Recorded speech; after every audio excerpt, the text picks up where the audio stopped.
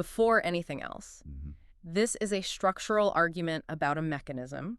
It is not a documented campaign, and I'm not claiming anyone is running one. I'm putting that first instead of last, because episode 9 was about exactly what happens to a qualifier that arrives after the claimant qualifies. With that said, ask yourself why you trust AES. Theorems don't decay. Quantities can go down. Right. And honestly, that is the perfect place to start. Yeah. Yeah, because the answer to that fundamental question, why we actually trust the cryptography that secures literally everything we do, well, it unravels a lot of very comfortable illusions. Very comfortable, and I'd argue very dangerous illusions that we've built up over the last, few decades? Oh, absolutely. Decades of assumptions, really. Right. And just to set the stage for this deep dive, we are looking at some incredibly dense, carefully argued source material today. It is dense, yeah, but vital. Yeah, totally vital, Yeah. because it forces us to re-examine the very foundation of digital security. It starts with that question I just asked. Like, when you or I, or a global banking syndicate, or a military command center rely on a cryptographic primitive like AES, the Advanced Encryption Standard, why do we actually trust it? Well, I mean, if you polled most people... Right, even folks working deep in the tech sector. The underlying assumption is always that there is some absolute, airtight mathematical proof of its security. Yes, you got it. We treat it like it's a law of physics, right? Like gravity makes things fall, and the math says AES cannot be broken. It's just a fundamental property of the universe. Yeah, it's entirely treated as binary in the industry. Yeah. Secure or insecure. We like to think of it as this theorem that has been solved, written into a textbook, Right. and just put on a shelf permanently. Right, safe and sound. But here is the honest answer, and I have to warn you. It's an answer that makes a lot of people in the industry deeply uncomfortable when they actually sit with it. Okay, lay it on me. There is no absolute mathematical proof for deployed symmetric primitives. Wait, none. None. Zero. We do not trust AES because a mathematician proved it is unconditionally secure. Okay, then why do we trust it? We trust it because a very large number of highly qualified people attacked it in public for a long time and failed. Wow. Okay, that's a massive paradigm shift. It really is. If I'm translating this into plain English, you're saying our trust isn't a permanent state of being. Right. It's not a physical law. It's empirical. It's essentially just a historical record of failure. A historical record of failure is a great way to phrase it. It is entirely an empirical fact about human effort. That's wild. Think about what that means structurally for a moment. The foundation of our entire digital trust infrastructure, every secure message, every financial transaction. An authenticated software update, right? Exactly. It's not a mathematical fact about the cryptographic construction itself. It is a fact about how much expert attention has been spent trying to break it. And how that attention was distributed over time, I guess. Precisely. So it sounds like this trust is more like a bank account balance. It's a quantity of accumulated expert attention. And unlike a mathematical theorem, which is, true forever once somebody proves it on a chalkboard, a bank balance, a bank balance can go down. It is exactly a quantity. And that brings us to the core concept we really need to explore today, which the sources call the assurance ledger. The assurance ledger, okay. Right.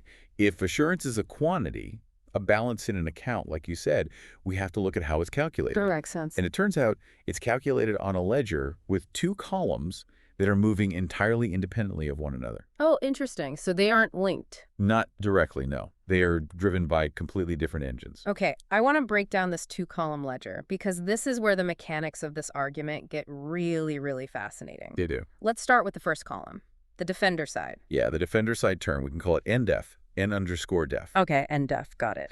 This represents the public expert years spent analyzing these primitives. And crucially, the underlying mathematical assumptions beneath them. Right, because it's not just the code, it's the math. Exactly. We are talking about incredibly complex, obscure fields of mathematics.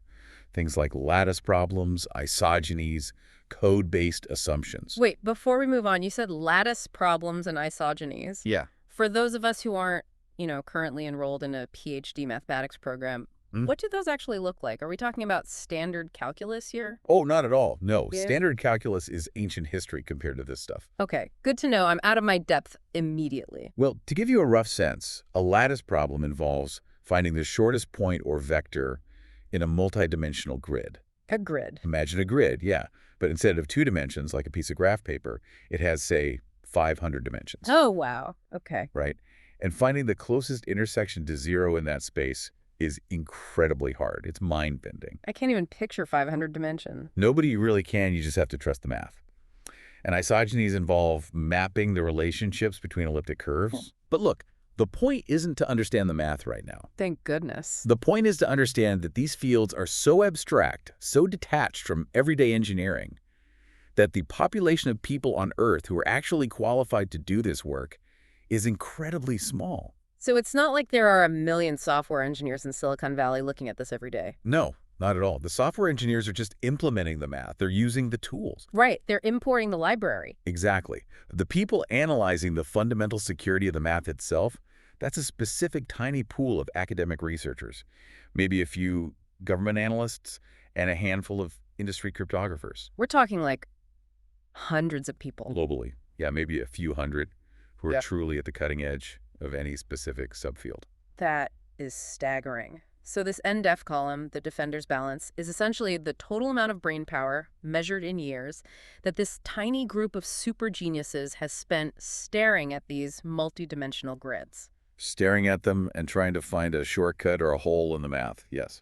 And they're doing this mostly in academia, right? Like they're supported by grants. Yes, exactly. They are largely funded by academic and government support for foundational pure mathematics. Okay. That funding structure is critical, and I promise we will come back to it. I'm making a mental note.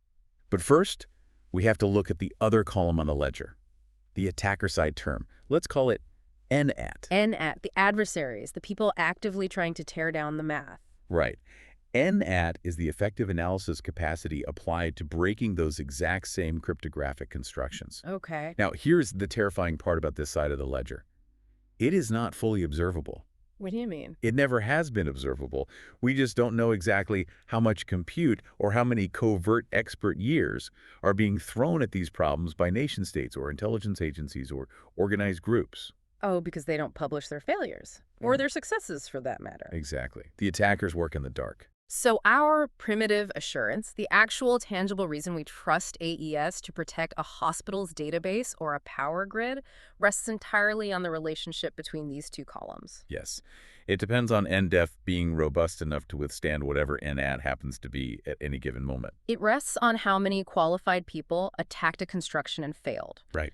And what blows my mind here is that this is a number nobody currently tracks or reports. Nobody. Like, you don't buy a new Wi-Fi router at the store and see, 1,400 expert years of cryptanalysis listed on the spec sheet next to the bandwidth. You don't. The industry treats cryptographic strength as a constant. Hmm. They treat it as a binary secure or insecure, like we said earlier. Yeah. But the ledger tells us it is a highly volatile variable. This framing actually makes so much sense of something I've always found a bit strange in the tech world. What's that?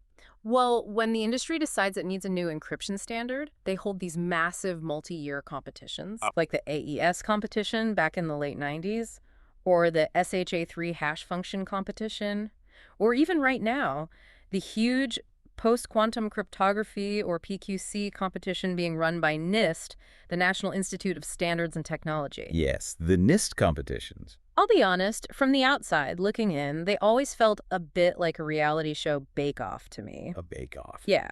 Like, let's see whose algorithm tastes the best this season. But looking at it through the lens of this ledger, they aren't just contests to find the cleverest math, are they? No, they aren't reality shows at all. They are literal mechanisms designed to forcibly accumulate this assurance quantity. Forcibly accumulate it. Yes. A global cryptographic competition is basically a way for a standardizing body like NIST to say to that tiny pool of experts we talked about. Nice, the super geniuses. To say to them, drop whatever abstract theory you are currently working on and look at these specific algorithms for the next 5 years. Oh, wow. So it's an attention-forcing function. Exactly. It is how we buy NDEF. We can't buy a mathematical proof of absolute security. So instead, we buy 5 years of intense, concentrated human scrutiny. That is brilliant. So the records of those competitions, like the forum posts, the published papers, the broken candidate algorithms that get thrown out in round 2. Those are effectively the receipts of our assurance. The receipts. Okay, I love that. So the bottom line for this first major beat is that primitive assurance is inherently attention-dependent. Yes. It rests entirely on this accumulated quantity of expert scrutiny. That is the foundation for everything that follows in this analysis. Because once you accept that assurance is a quantity on a ledger and not a static theorem. You have to ask what happens when the environment around that ledger radically changes. Exactly. Which is what brings us to the core of the danger here. The impact of automated capability and artificial intelligence. And this is where my intuition, and I bet the intuition of a lot of folks listening right now, completely misfired when I first read the source material. Yes. My immediate thought was, okay, sure, trust is a quantity, but AI and automated capabilities are accelerating everything, everywhere, all at once. Right. We have AI writing code, finding software bugs, solving complex logic problems. So doesn't a rising tide lift all boats? Like if we plug AI into this ledger, doesn't automation lift the defender column and the attacker column equally? It is a completely logical assumption to make. Thank you. I felt crazy when the tech shot it down. Well, if you look at technology from a distance, acceleration usually looks uniform. Yeah. But in this specific domain, that assumption is dead wrong. It relies on treating cybersecurity or cryptanalysis as a single homogeneous task, like digging a ditch. Okay, so they aren't the same task. Not at all. To understand why automation doesn't lift both columns equally, we have to look at the fundamental asymmetry of the work itself. The fundamental asymmetry, let's dig into that. We have to look at the mechanical difference between existential search and universal proof. The existential versus universal asymmetry. We've touched on this in passing before on the show, but we need to dive all the way to the bottom of it today because the entire structural argument hinges on it. It really does. Let's start with the attacker side. What do we mean by an existential search? Well, in formal logic, an existential claim is simply the statement there exists at least one case where this is true. Okay, like finding one specific thing. Yes. It is represented by the exist symbol, the backwards E. In the context of cryptanalysis, which is the attacker side of the ledger, the task is fundamentally an existential search. Because they just need to find one way in. Exactly. You are not trying to understand the whole system. You are looking for one flaw, one key recovery, one distinguisher that works. And here is the critical part that automation loves. What's that? Existential search comes with a cheap mechanical oracle. An oracle, meaning a test. Right. A way to ask a question and get a definitive yes or no answer. Yes. The oracle for an attacker is incredibly simple. Did the exploit fire? Did the program crash? Did we recover the plain text from the cipher text? Oh, I see. You can write a script to check that in a fraction of a millisecond. It is self-verifying. Okay, let's make this tangible for the listeners. The source material uses some heavy terminology here. Things like constraint solving, symbolic execution, and fuzzing an execution path. Yeah, that's the jargon. For those who aren't in the trenches of reverse engineering, what does that actually look like in practice? Let's take fuzzing, for example. Fuzzing is a great example. Imagine you have a complex piece of software that parses data. Like a web browser reading an image file. Exactly. Fuzzing is essentially throwing massive amounts of random, malformed, or unexpected data, which we call fuzz, at the software's input. Over and over. Over and over, millions of times a second, just to see if it crashes or behaves weirdly. So it's like walking down a massive hallway with 10,000 doors and just aggressively jiggling every single handle to see if one happens to be unlocked. That is a perfect analogy, and symbolic execution is a bit more surgical, but similar. How does that work? Instead of random data, the machine maps out the logical pathways of the code and tries to solve for the specific inputs that would force the program down a path it wasn't supposed to take. Like mathematically calculating which handle is most likely to be broken? Yes. These techniques, fuzzing, constraint solving, they have exactly the structure that automated search is exceptionally good at. Because of the cheap oracle. Because of the cheap oracle. Audit. Automation scales existential search beautifully because the machine can verify its own success cheaply and instantly. If the door handle turns, the machine knows it found a vulnerability. So I'm picturing the attacker side of the ledger, just strapping a rocket engine to their existential search. They absolutely are. They are plugging in massive compute clusters and automated AI agents to just grind through billions of possibilities overnight because the success condition is so cheap to check. Right. They just set the machine to jiggle every handle and go to sleep. But the defender side is trying to do something completely different. Completely different. The defender is not looking for a single unlocked door. Right. A security proof, which is the work the defenders are doing to build assurance and add to that NDEF column, is a universal claim. Universal meaning everywhere. Right. It is a for-all statement, represented by the upside-down A in logic. For all possible inputs, across all possible execution paths, this specific bad behavior does not occur. Oh, wow. That sounds way harder. It is. Because there is no cheap oracle for that. You cannot run a script to test infinity. Okay, going back to our skyscraper metaphor, it sounds like the attacker just has to find one unlocked window using their swarm of drones. Yep. But the defender has to prove that the fundamental blueprints of the building make it physically impossible for an unlocked window to exist anywhere, ever. That is exactly the burden of universal proof. Yeah. One is a physical brute force search. The other is practically trying to establish a law of physics for that specific building. And you can't just brute force a law of physics. No, you can't. To prove a universal property, you have to construct a model. You have to define the universe that cryptography lives in. Okay, define the universe. Meaning what? You have to decide what the adversary is allowed to read, write, influence, and observe. And building that model is a profoundly human task. Wait, let me stop you there. Why can't AI just build the model? If AI can write code, why can't it write the blueprint? That's the trap. Because an AI operates entirely within the boundaries of the data it is given.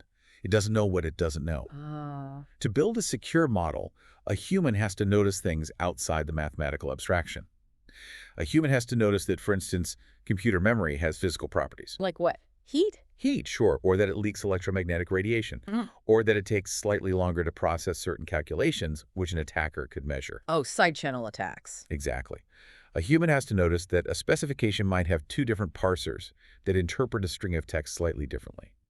Proving a mathematical property within a tightly defined model can be automated, sure. But the box itself. Right, building the model itself, figuring out what your assumptions are accidentally omitting, that requires human intuition and context. Yeah. It has no cheap oracle.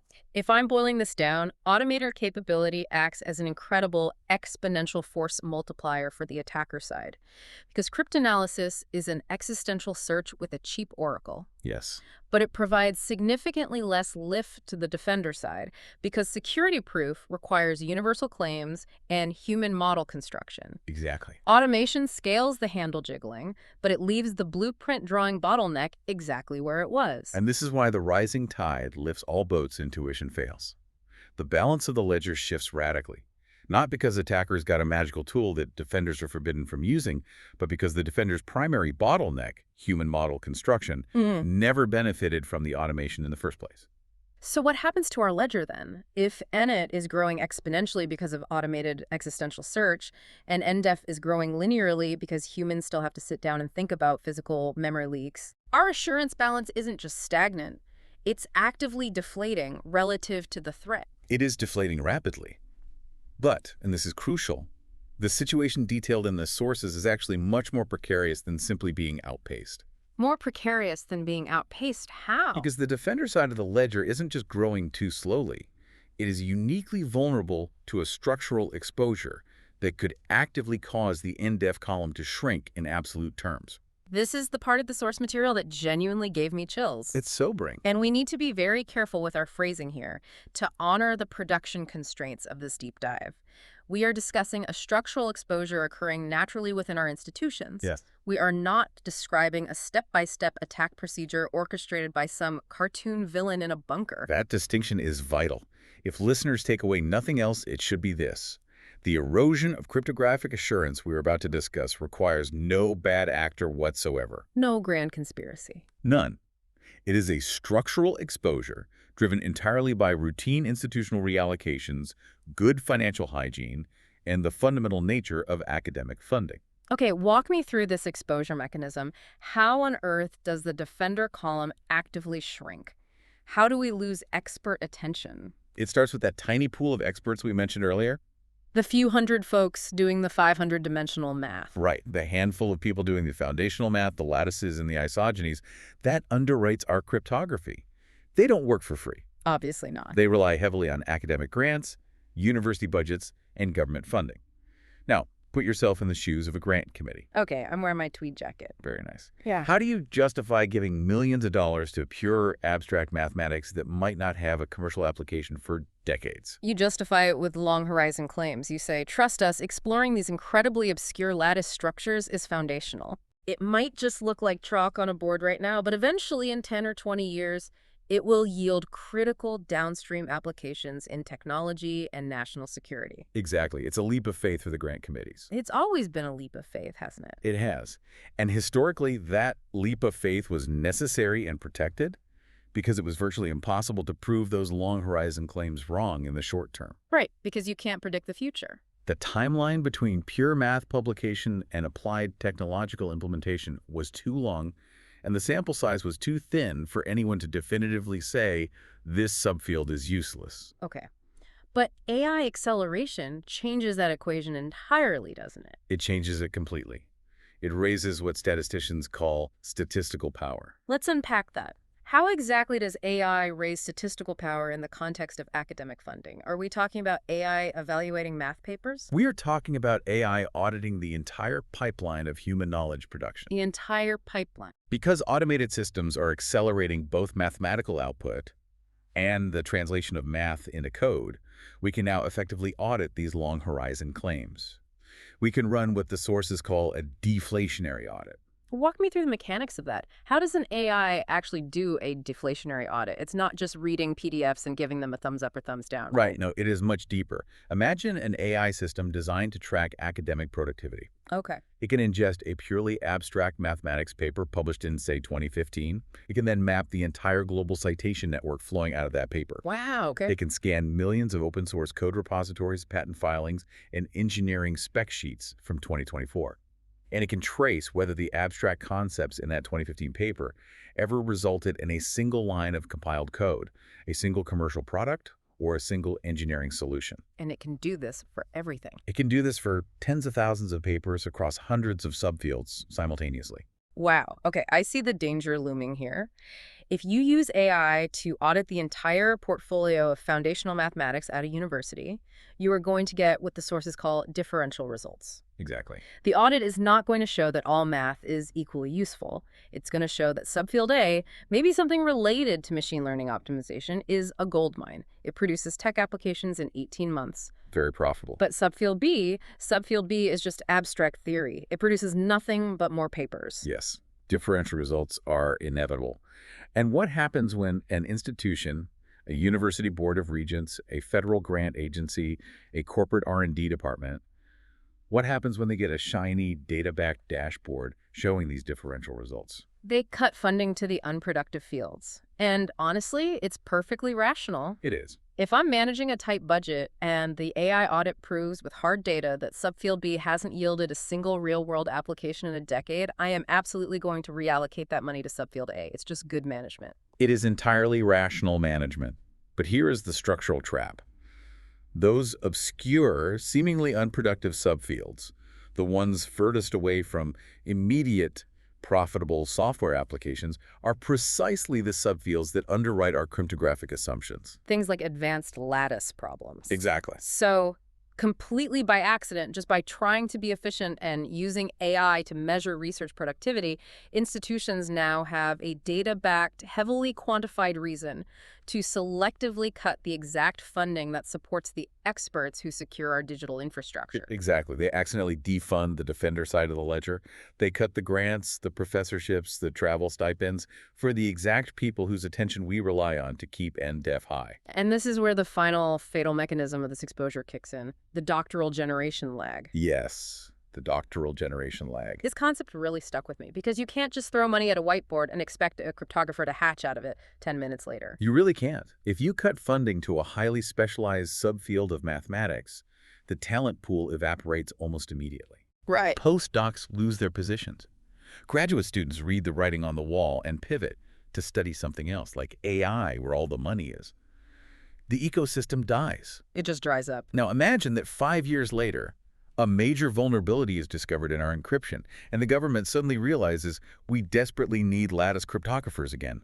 You cannot just turn the funding faucet back on and get experts tomorrow. Because it takes a decade to mint a new PhD in foundational mathematics. You have to find the talent, train them in the fundamentals, get them through graduate school, and give them years of postdoctoral research before they are actually qualified to evaluate a new encryption standard. Right. It takes a full human generation to rebuild that expertise pool. Precisely. Academic expertise pools respond to funding shifts with a massive unyielding temporal lag. You cannot rush the creation of a mathematician. It's biological at that point. It is. Yeah. And consider the timing here. If this perfectly rational, data-driven funding cut happens right now, we are in the middle of the critical post-quantum cryptography migration. The PQC migration we talked about earlier. Yes. We are literally in the process of transitioning the entire internet to new, complex mathematical foundations to protect against future quantum computers. Right. If we hollow out the talent pool during this specific window, the erosion of our defender-side ledger is irreversible on the timeline that actually matters. If I'm pulling all of this together, the claim being made here is astounding. It really is. The erosion of cryptographic assurance requires no bad actor. We don't need a spy agency sabotaging the standards. So? It is a structural exposure driven entirely by routine institutional reallocations based on differential results from an AI-accelerated audit combined with the brutal biological reality of a doctoral generation lag. Yes. We could accidentally defund our own security apparatus just by trying to optimize our university budgets. That is the complete structural exposure. NAT goes up exponentially because of automated existential search. NDEF goes down in absolute terms because of institutional funding shifts. The ledger collapses from both sides simultaneously, and nobody is at the wheel steering the car off the cliff. Okay, I have to step in here and push back. Please do. Because this is a very compelling, very frightening narrative. But it is fundamentally a theory. Right. It's a structural inference based on connecting several different systemic behaviors, AI capabilities, funding incentives, academic pipelines. I struggle to believe that institutions would be that blind or that, the NSA wouldn't step in. Sure. How do we move this from a theoretical worry to actual hard evidence? And how do we do it without needing classified intelligence data or a billion-dollar compute cluster? That is exactly the right pushback. An unfalsifiable worry is useless. It's just anxiety. Exactly, and we have enough of that. But the authors of the source material don't just leave us with anxiety. They provide a very specific path forward. They propose 3 archival measurements that can be done right now. Archival measurements, meaning we don't need to invent new technology to prove this? No. The data we need to prove or disprove this structural exposure is public, archival, and astoundingly, currently unrun by anyone in the industry. Nobody has run the numbers. Not yet. Let me list the 3 specific measurements that would move this from inference to evidence. First, a power calculation for the deflationary audit. Meaning what, exactly? Before the audit happens practically, we need to formalize it theoretically. Yeah. We need to run the math to see exactly what effect size becomes detectable if mathematical output is accelerated by 10x. So figuring out how loud the signal will be. Yes. We need to know exactly how loud the signal will be when AI tells grant committees to cut funding. Second, quantifying the actual expert years per primitive from past competition records. Let me jump in on that one because this sounds like an incredible research project. It is. This means going back to the AES competition from the 90s, the SHA-3 competition, the recent PQC process, and literally counting the human effort. Yes. Going into the old NIST forums, tracking the email chains, looking at the published analyses, counting the teams involved, and estimating their hours. Yes. It is tedious archival work. But we need to extract the participation data and produce, for the first time in history, a defensible hard number for how much accumulated attention a deployed primitive actually rests on. Because right now we just assume it's a big number. Right now that number is literally a shrug in every corporate threat model. We need to measure the baseline of NDEF. Okay. And third, comparing assessor pool sizes across different eras. Meaning we need to track the demographics of the experts. Precisely. We need to look at how the population size of the people who can actually analyze these specific mathematical families is trending over time. Are there more lattice cryptographers today than there were 10 years ago, or fewer? Exactly. We trace the career paths. If that pool is shrinking relative to the complexity of the primitives we are actively deploying, we have quantifiable proof that the exposure is already happening. The beauty of this is how actionable it is. The measurements that would move this entire argument from inference to hard evidence are archival, public, and just sitting there waiting to be run. Just waiting. Any ambitious grad student or security researcher listening to this could start scraping those NIST forums tomorrow. They absolutely should, because until those measurements are run, the entire global economy is managing its digital risk based on intuition rather than data. Okay, this brings us to a non-negotiable part of our deep dive format. This is the status check. Status check, yes. We've covered some heavy, complex ground today, and to ensure intellectual honesty, we need to draw a very hard line between what the source material has definitively shown as fact and what it is predicting based on structural analysis. It is crucial to separate the two. So here is what is definitively shown. Primitive assurance relies on accumulated attention. It is a quantity, a ledger balance, not an eternal mathematical theorem. Cryptanalysis is an existential search, which scales beautifully with automation because of cheap oracles. Defense is a universal proof over a human-constructed model which does not scale the same way. Academic expertise pools respond to funding shifts with a doctoral generation lag. You cannot rush the creation of a foundational mathematician. Okay, those are the established facts. Now, what are the predictions that flow from those facts? Here is what is predicted. The ratio of machine-checkable offensive results to defensive bounds will inevitably rise. The attacker side of the ledger will visibly outpace the defender side as automation accelerates.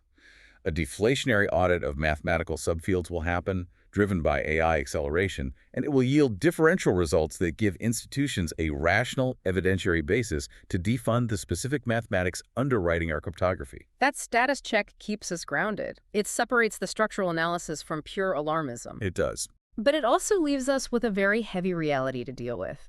So if the math underneath our security is quietly eroding while attackers get exponentially faster, people listening right now are probably wondering if they need to unplug their servers. Right, the panic sets in. What do we actually do with this tomorrow? Let's go through the practical actions for Monday morning in ascending order of cost. Let's start with the people who hold the purse strings. Yeah.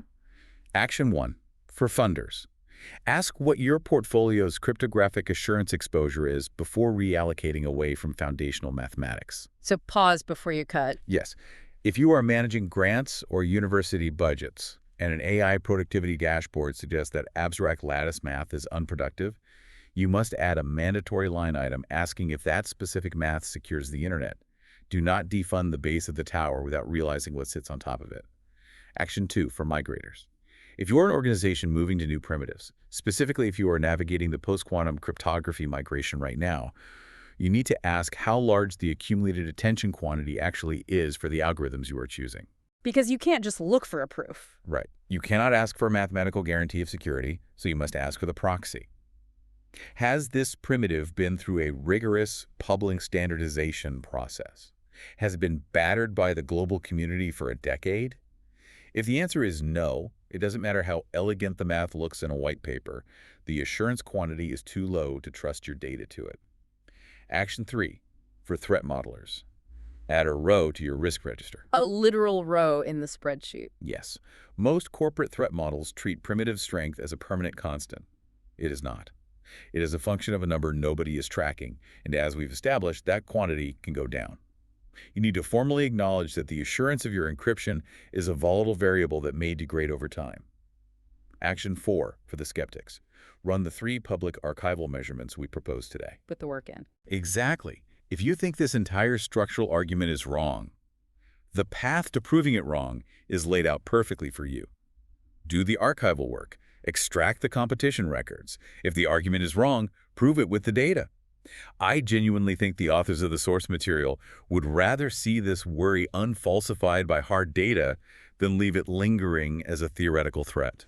It's rare to see a structural warning that comes with its own falsifiability test attached. Very rare. It's a testament to how seriously we need to take this. We've spent this entire conversation looking at how the very foundation of our digital trust isn't a solid rock, but a ledger. A fragile ledger. And a ledger requires constant active accounting to ensure we aren't bankrupt without knowing it. That's exactly right. It leaves you wondering, though, if human attention and a decade-long lag in training PhDs are the only things keeping the defender side of the ledger afloat.